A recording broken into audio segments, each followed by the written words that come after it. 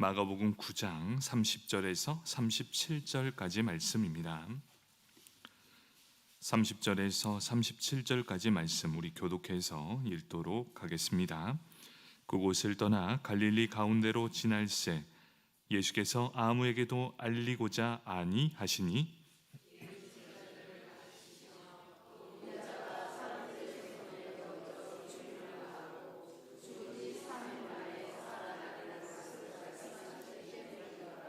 그러나 제자들은 이 말씀을 깨닫지 못하고 묻기도 두려워하더라.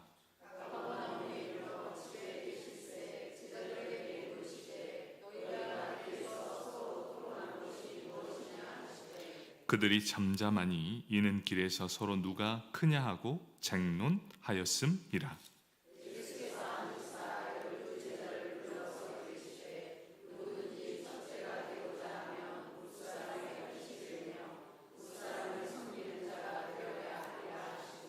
어린아이 하나를 데려다가 그들 가운데 세우시고 안으시며 제자들에게 이르시되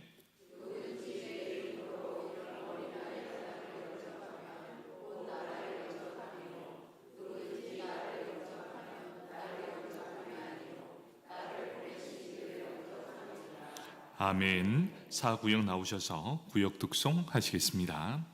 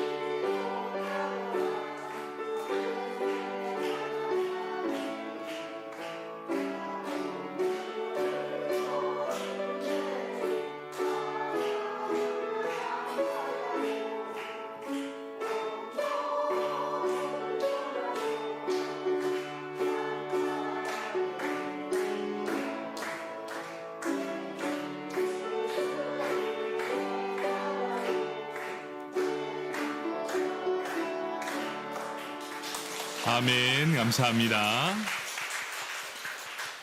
우리 사구역에 그래도 지금은 많이 인원이 늘어났습니다. 더욱더 부흥할 수 있도록 또 모든 가정이 예수 잘 믿을 수 있도록 우리 함께 격려의 박수 다시 하겠습니다. 감사합니다. 우리 함께 마가복음 9장 30절에서 37절까지 말씀 첫째가 되고자 하면이라는 제목으로 함께 은혜를 나누도록 하겠습니다. 우리 말씀을 듣기 전 옆 사람 바라보면서 인사하겠습니다. 오늘 하루 수고 많으셨습니다. 오늘 하루 수고 많으셨습니다. 여러분 때문에 교회가 또 든든하게 세워졌습니다. 또 여러분들이 이렇게 자리를 지켜주셔서 또 힘이 납니다. 우리 예배가 살아나게 하시고 또 서로 간의 사랑과 섬김으로 우리 교회가 더욱더 단단해지길 우리 예수님의 이름으로 축복합니다. 아멘. 우리 오늘 볼 말씀은 이 예수님께서 변화산 사건을 통해서 산에 올라가 존귀한 모습으로 변형되셨습니다. 그리고 모세와 엘리야 이 사람들과 함께 대화를 나누셨던 이 이야기가 바로 이 전반부에 나오게 됩니다. 이 사건 후에 어떻게 됩니까? 제자들은 너무 놀라게 됩니다. 우리와 함께 했던 예수님이 그냥 사람이 아니셨구나. 여러분, 이때부터 어떠한 일들이 일어납니까? 예수의 말에 힘이 실리게 됩니다. 여러분, 오전에 우리가 설교를 들었던 것처럼 기적과 표적은 바로 하나님에 대한 두려움과 경외심을 갖게 한다. 마찬가지입니다. 지금까지 평범한 사람이었습니다. 그저 병을 고쳐주는 사람. 이렇게 인식되었다가 변화산 사건을 통해 예수님께서 진정 하나님의 아들인가 보다. 이런 생각을 갖게 되면서 이제 예수님의 한 말씀 한 말씀에 힘이 실리게 됩니다. 제자들은 어땠을까요? 그 모든 말씀을 들을 때 이제는 그냥 듣는 게 아닙니다. 이제 정말 하나님의 아들로서 예루살렘으로 입성하게 된다. 이런 기대감을 가지고 예수님은 어떻습니까? 제자들의 기대와 달리 예수님은 한결같이 말씀하고 있었습니다. 나는 고난을 받고 십자가에서 죽어야 한다. 예수님의 목표와 목적은 단 한 번도 변형된 적이 없습니다. 언제나 줄 곧 그것만을 말씀하고 있었습니다. 그런데 이 제자들은 오해를 합니다. 자신들의 상상의 나래를 펼치게 됩니다. 이제 그들은 함께 예루살렘을 향해 들어가게 되는 모습입니다. 예수님께서는 한두 번 이야기한 것이 아닙니다.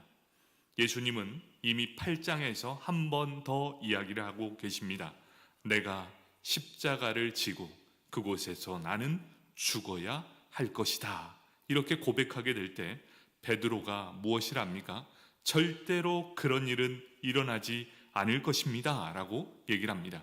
그때 예수님께서 베드로에게 했던 말씀이 이것입니다. 사탄아, 내 뒤에서 물러가라. 내가 하나님의 일을 생각하지 아니하고 도리어 사람의 일을 생각하는 도다. 이렇게 예수님께 책망과 꾸지람을 받았던 바로 이 베드로였습니다. 이제 예수님께서 두 번째로 순환에 대한 예고를 하십니다. 첫 번째와 마찬가지로 두 번째에도 9장 31절에 이렇게 말씀합니다. 이는 제자들을 가르치시며 또 인자가 사람들의 손에 넘겨져 죽임을 당하고 죽은 지 3일 만에 살아나리라는 것을 말씀하셨기 때문이더라. 이렇게 자신이 어떻게 될 거라는 것을 우리 모든 제자들에게 12제자 앞에서 계속해서 말씀해 주고 있습니다. 이제 예수님과 이 제자들을 함께 동행하면서 예루살렘으로 들어가고 있습니다. 같이 걸어가고 있지만 서로 다른 생각을 하고 있다. 제자들과 함께 동행하는 발걸음이지만 예수님은 이제 십자가의 죽음을 준비하면서 묵묵히 걸어가고 있지만 제자들은 엉뚱한 생각을 가지고 있으면서 서로 논쟁하는 모습을 보여주고 있습니다. 예수님은 죽기 위해 예루살렘을 향하고 제자들은 예루살렘에 입성만 하면 한 자리를 차지할 거라는 욕망에 대한 기대를 가지고 있다. 이것을 우리는 동상이몽이라고 합니다. 여러분, 어떤 모습입니까? 똑같은 처지와 상황을 보면서 서로 다른 생각을 하고 있다. 제자들은 예수님께서 장차 예루살렘에 들어가면 이스라엘의 왕이 될 것이다. 그래서 누가 더 높은 자리를 차지할까? 이제 힘싸움과 몸싸움 그리고 눈치 싸움까지 벌이고 있다는 것이지요. 내가 최고야. 내가 너보다 더 나아. 참 어리석은 다툼을 보시면서 예수님은 어떠한 마음을 갖고 계셨을까요? 예수님은 마가복음 9장 35절에 이렇게 말씀합니다. 예수께서 앉으사 12제자를 불러 이르시되 누구든지 첫째가 되고자 하면 무사람의 끝이 되며 무사람을 섬기는 자가 되어야 하리라 하시고 라고 말씀하시면서 어린아이 한 명을 데려다가 제자들 가운데 세우시면서 그를 꽉 껴안아 주십니다. 그러면서 말씀합니다. 누구든지 내 이름으로 이런 어린아이 하나를 영접하면 곧 나를 영접함이요 누구든지 나를 영접하면 나를 영접한 것이 아니요 나를 보내신 이를 영접함입니다 라고 말씀하고 있습니다. 하나님 나라에서 제일 큰 자가 누구인가? 하나님 나라에서 제일 첫 번째 되는 사람이 누구인가? 작은 자 하나라도 예수의 이름으로 섬기는 자가 바로 천국에서 큰 자다 이렇게 말씀하고 있습니다. 사랑하는 성도 여러분, 예수님은 참 외로운 사람이었습니다. 공생애를 시작하면서 얼마나 외로웠을까요? 여러분, 외롭다는 것은 다른 것이 아닙니다. 내가 가지고 있는 뜻, 내가 가지고 있는 이 마음을 공감해 주지 못한 사람들이 있다는 것. 주변에 사람은 많습니다. 그런데 내 마음을 알아주는 이 하나도 없을 때 아무리 많은 사람들과 함께 있다고 해도 그 사람은 외로움 속에 있을 수 있다는 것입니다. 여러분, 가족 안에서도 마찬가지고 교회 안에서도 마찬가지 아닐까요? 함께 예배를 드리고 함께 식사는 하지만 마음과 마음이 통하지 않고 늘 외로움을 느낀다면 그것처럼 외로운 일이 어디 있겠습니까? 예수님이 그랬습니다. 공생의 3년 동안 배반과 배신, 그 마음을 알아주는 이 하나도 없었습니다. 홀로 감당해야만 했습니다. 깊은 아픔이 있었고 깊은 고뇌를 안고 있었지만 그 누구도 알아주지 못했습니다. 이보다 더 외로울 수 없었던 상황 속에 있습니다. 고난을 향해 가지만 그 고난을 알아줄 이 하나도 없었습니다. 제자도 그랬습니다. 마지막에는 하나님에게까지 버림을 받는 지경에 이르게 된 것이죠. 모든 것들을 다 내어 맡겨버리고 아무것도 아닌 존재가 되어 버렸다는 것, 바로 이것이 예수님이 마음에 품어야 할 그런 외로움이었습니다. 제자들과 함께 몸은 동행했지만 예수님의 마음의 심적인 동행은 하지 못했습니다. 공감이 되지 않는 사람은 어떻습니까? 바로 물과 기름과 같은 사이가 되어 버린다는 것입니다. 제자들은 예수의 마음을 조금도 알지 못했습니다. 사랑하는 성도 여러분, 우리는 예수를 믿는다고 하는데 하나님의 마음을 어느 정도 알고 계십니까? 예수님의 마음을 어느 정도로 깨닫고 그 마음에 다가서려고 하고 있으십니까? 여전히 예수님을 외롭게 내버려 두고 있지는 않으십니까? 하나님은 우리에게 간절히 원하는 게 무엇일까요? 바로 나의 마음을 알아주고, 결국 예수를 믿는다는 것은 하나님의 마음을 조금은 알아가는 것, 그것 아니겠습니까? 바로 우리가 예수를 믿는다는 건 하나님 아버지의 마음을 알아 예수를 닮아가는 인생이 될 것입니다. 여러분, 우리가 예수를 아는데 오늘보다도 내일 조금 더 알아가고 예수를 닮아가길 축복합니다. 아멘. 오늘 말씀은 바로 여기서부터 시작입니다. 제자들은 어땠을까요? 첫 번째, 제자들은 묻기도 두려워했다라는 것입니다. 그렇게 친밀한 관계였습니다. 3년 동안의 공생애를 지냈지만 두려워하면서 묻기도 두려워한 사이가 되어 버렸다. 예수님은 공적인 사역을 이제 마무리하려고 합니다. 이제 예루살렘으로 향한 마지막 여정이 시작된 그 지점입니다. 그런데 이전과 달리 예수님은 늘 자신이 어디로 가겠다라고 말하면 자신의 행보를 계속해서 제자들에게 알려주었습니다. 그래서 어디에 나는 갈 것이다. 함께 동행하자. 이렇게 말씀했는데 오늘 말씀은 자신의 행복, 내가 어디로 갈 것인가를 알리지 않고 갈릴리 지역을 지나가기를 원하셨다라고 말씀하고 있습니다.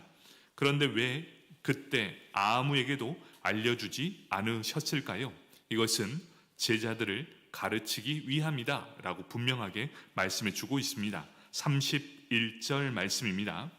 이는 제자들을 가르치시며 또 인자가 사람들의 손에 넘겨져 죽임을 당하고 죽은 지 3일 만에 살아나리라는 것을 말씀하셨기 때문이더라. 이렇게 말씀합니다. 십자가의 대속의 진리를 제자들에게 교육시키기 위함이었습니다. 이제 내가 가는 이 길은 바로 이런 길이다. 주님께서 진정으로 원하시는 사람은 누구일까요? 갈릴리 이 지방에 큰 무리가 아니었습니다. 많은 기적과 이사를 통해서 많은 사람들이 예수를 따르는 무리를 형성하게 되었습니다. 그 무리가 얼마나 많았는지 다 알 수 없고 헤아릴 수 없을 만큼 수많은 인파가 몰려왔습니다. 그런데 예수님이 진정으로 원하는 제자들은 누구였겠습니까? 단 한 사람일지라도 십자가의 진리를 깨닫고 그 길을 본받는 제자가 되기를 예수님은 원하고 있었다는 것입니다. 여러분, 이곳에서 예배를 드리고 있지만 이곳의 모든 사람들이 다 십자가의 진리를 깨닫고 예수 안에 다 가까이 가는 것, 이것은 욕심일 수 있습니다. 그런데도 하나님은 이렇게 말씀합니다. 이곳에서 예배 드리는 자 중에 한 사람이라도 그 진리를 깨달아 하나님의 자녀가 된다면 그 예배는 성공한 예배다. 여러분, 말씀의 능력이 바로 여기 있습니다. 말씀은 모든 사람에게 선포되고 들려지지만 그 말씀에 반응한 사람, 단 한 사람이라도 있다면 그 예수님은 바로 너무나 기뻐했을 것입니다. 그런데 12명의 제자, 그 중에 단 한 사람도 예수의 마음을 알아주는 사람이 없었다는 것입니다. 왜 메시아가 고난을 받아 죽어야 하는지 그 이유조차도 알지 못했다는 것이었습니다. 그래서 그들은 왜 예수가 죽어야 합니까? 왜 그렇게 해야 합니까? 왜 그런 마음으로 나아가야 합니까? 그들은 두려웠습니다. 그래서 예수님께 그 이야기조차 묻지 못합니다. 그래서 그들이 택한 방법이 무엇이었냐? 회피였습니다. 그 자리에서 도망가는 것. 아무도 묻지 않았고 두려워한 회피형으로 돌아서게 된다는 것입니다. 사람들은 듣고 싶은 것만 듣습니다. 그리고 보고 싶은 것만 보려 합니다. 그런데 우리 인생에 가장 필요한 것이 무엇입니까? 도전하지 않는 이상 절대로 현실은 변화되지 않는다는 것을 보여주고 있습니다. 여러분, 이제 계속해서 고립과 또 모든 사람이 점점 모든 두려움에 사로잡혀 이제 가정 안에 홀로 고립되는 사람들이 점차 늘어나고 있다는 것입니다. 우울증의 한 처신이기도 하지만 무엇보다 더 중요한 건 세상과의 단절을 통해 본인을 보호하는 그런 사람들이 청년을 넘어 이제 중년에도 그런 삶이 늘어나고 있는 추세라고 합니다. 점점 그런 고립의 시대에 살아가고 있을 것입니다. 우리나라는 고립되는 이 삶이 최적화된 곳이랍니다.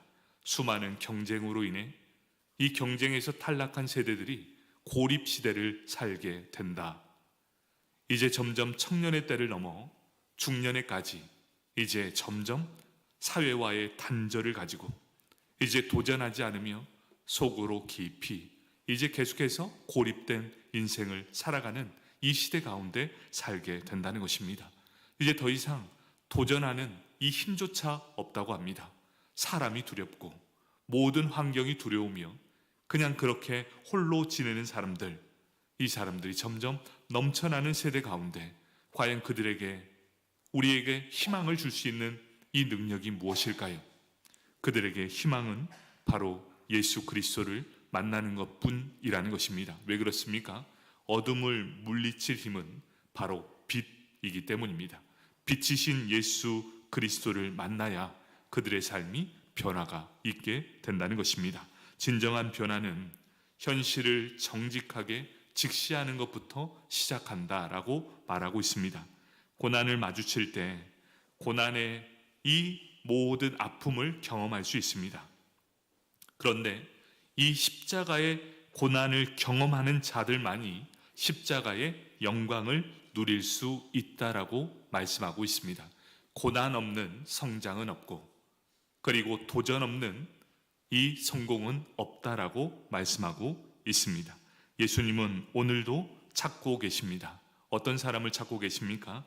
함께 십자가의 진리를 깨달은 사람, 그리고 그런 모든 사람들을 위해 함께 그 길을 넉넉하게 걸어갈 수 있는 사람, 바로 그 한 사람을 찾고 계셨습니다. 제자들 중에 그 한 사람이라도 예수님의 마음을 알아주는 사람이 있었다면 예수님은 그토록 외롭지 않았을 것입니다. 마찬가지 아닐까요?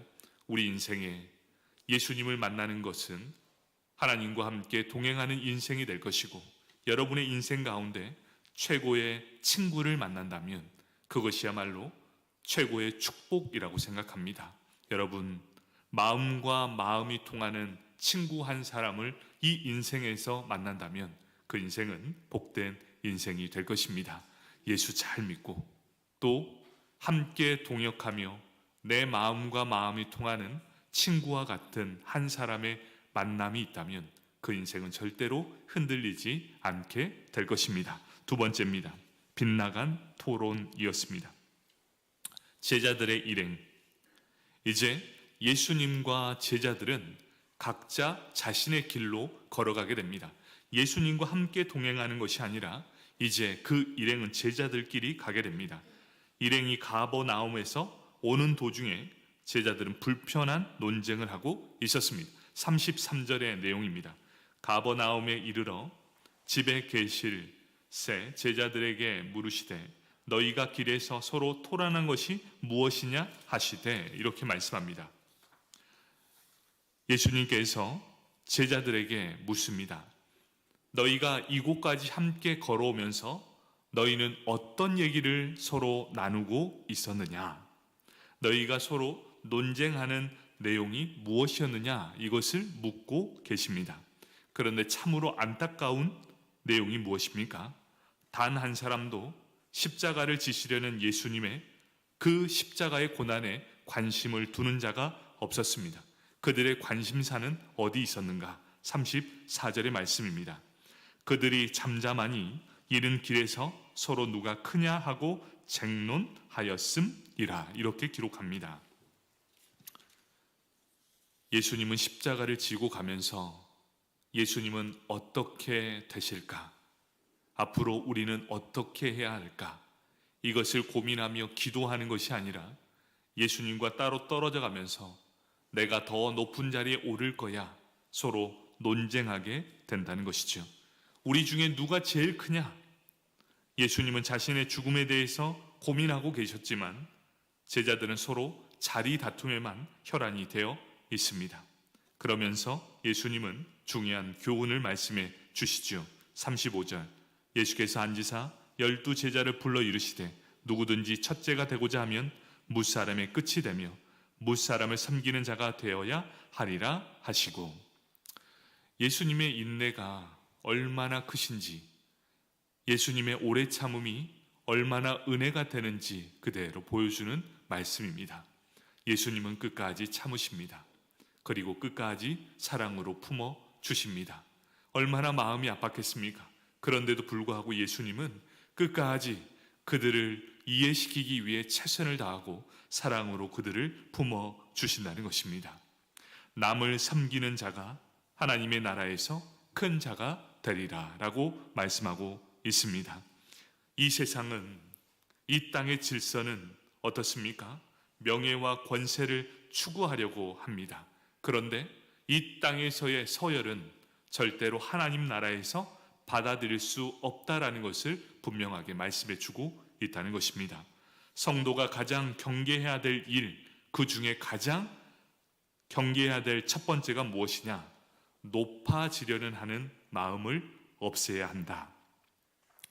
공동체에서 내가 높아지려는 마음을 가지고 있는가? 바로 그것을 가장 먼저 경계해야 한다는 것입니다. 왜 그렇습니까? 하나님 나라의 왕이신 예수님께서 백성들보다 더 낮은 자리로 내려가서 자신을 목숨까지 내어주어 섬기셨기 때문입니다. 바로 우리는 예수님을 믿는 사람이요, 예수님을 닮아가야 하는 사람입니다. 예수님이 걸어가신 길입니다. 그러니 우리 믿음의 사람들이 따라가야 할 삶의 방식이라는 것입니다. 예수님은 높은 자리에 연연해 하는 제자들을 일깨워 어린아이 하나를 데려오셨습니다.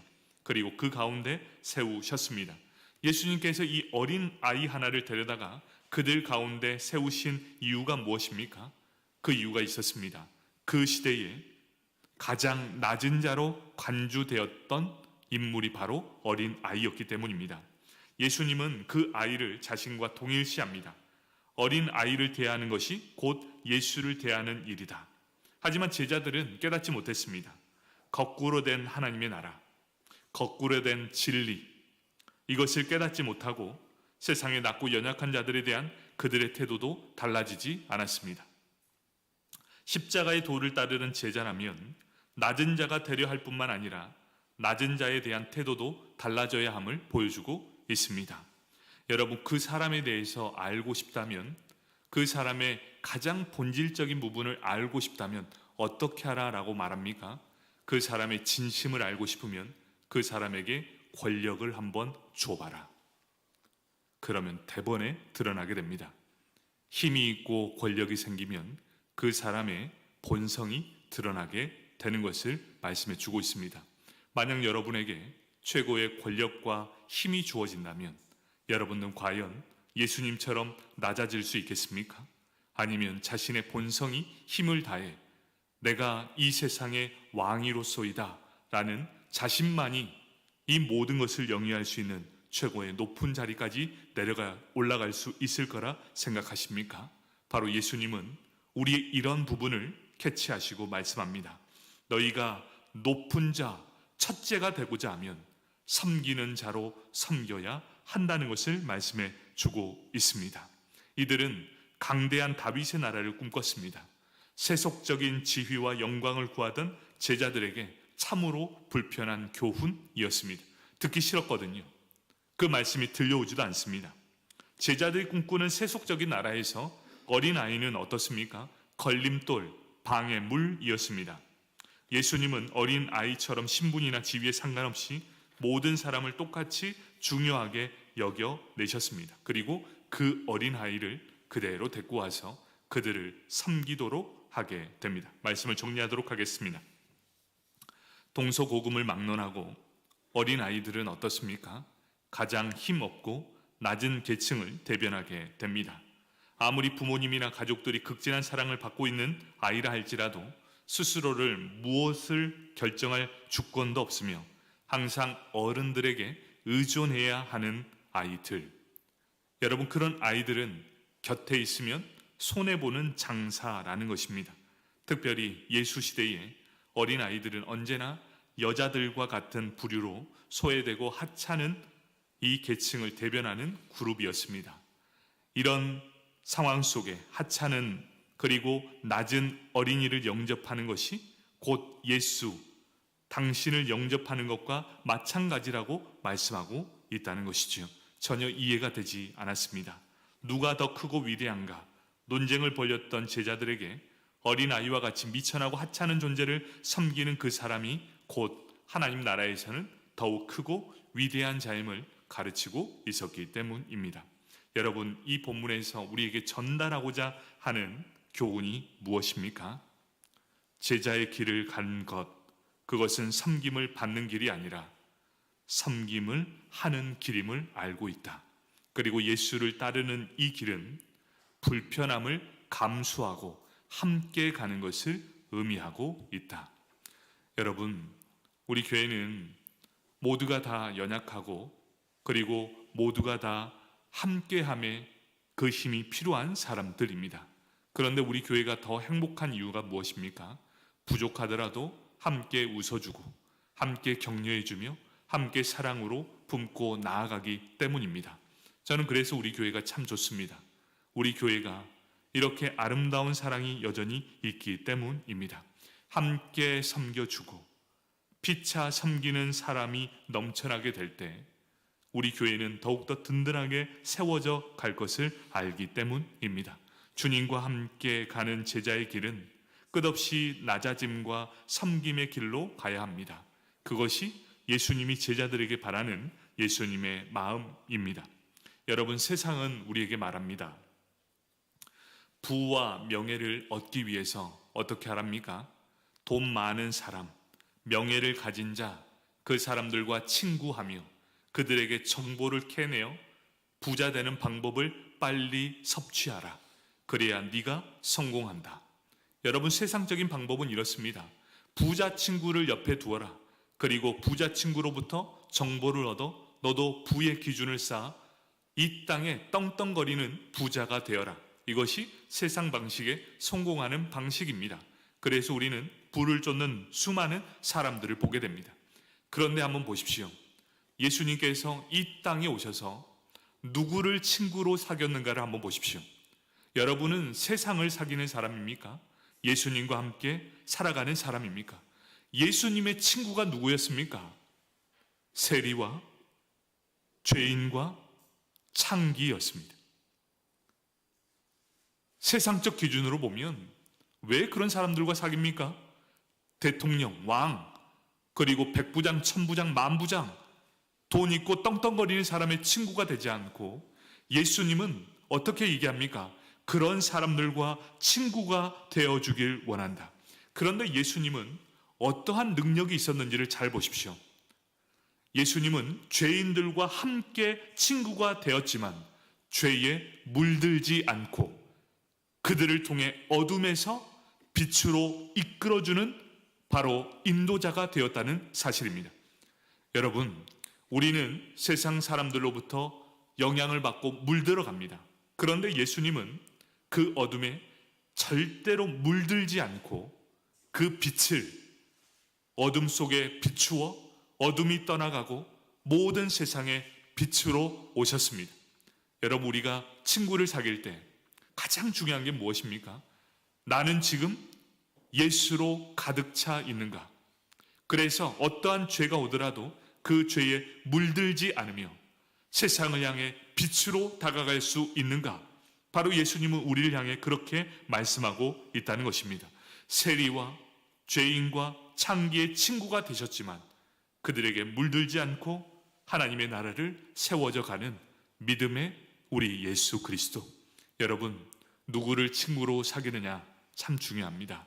성공 참 중요하죠.